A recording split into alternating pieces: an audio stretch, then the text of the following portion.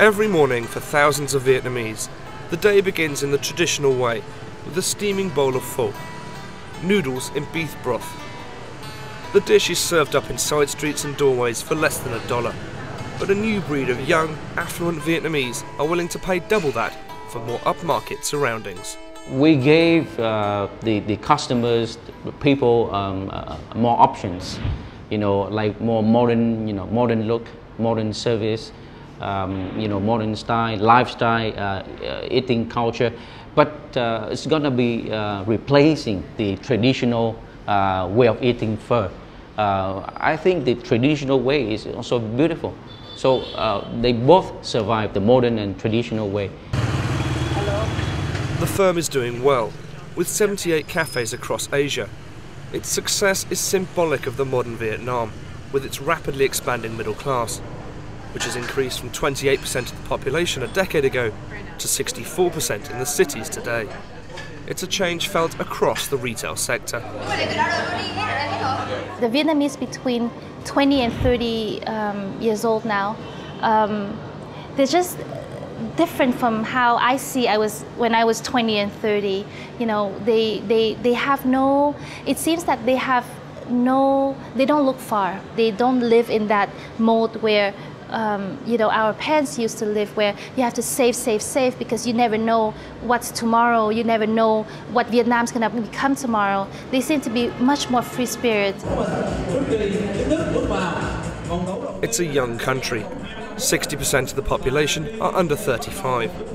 There's also a new generation of middle-class Vietnamese, educated at universities in the West, who have now returned home, bringing an international mindset and capitalist dreams to this socialist-orientated market economy. People like Henry Nguyen, a Harvard graduate who heads a venture capitalist company in Ho Chi Minh City. I guess I'll co-opt a phrase from the Clinton campaign. It's the demographics, stupid. This is a young, up-and-coming country. People here are very ambitious, very optimistic, very hardworking.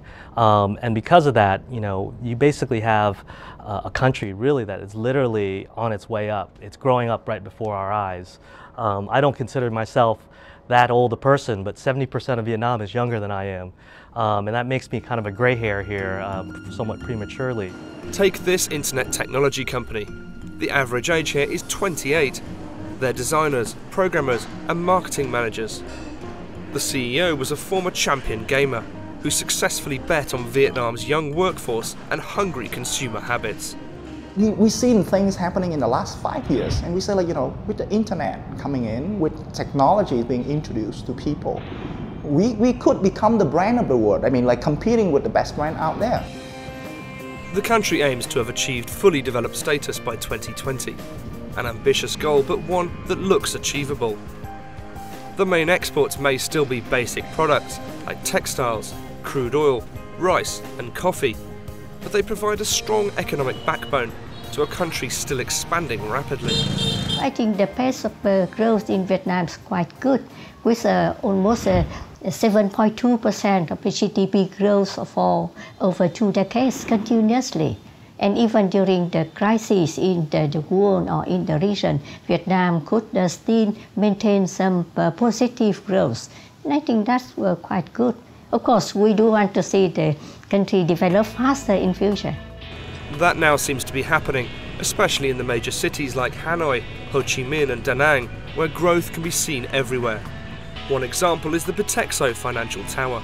It's 262 meters high, with Vietnam's first helipad at the 52nd floor, defying gravity on the side of the building. This $270 million investment was constructed entirely with Vietnamese money and ambition. The vision of self-made businessman Mr. Vu Quang Hoi. Prior to this construction project, I felt a strong desire that our generation has to do something significant to change our country for the better. I asked myself, what should the symbol of power be? I decided it must be a sky-high building, which looks fantastic and can clearly demonstrate power. Power the country clearly has, but Vietnam, despite its strengths, lies in a fiercely competitive region. Its proximity to China, Laos and Cambodia is a handy strategic location, but its stellar growth must be compared to even brighter stars in Asia.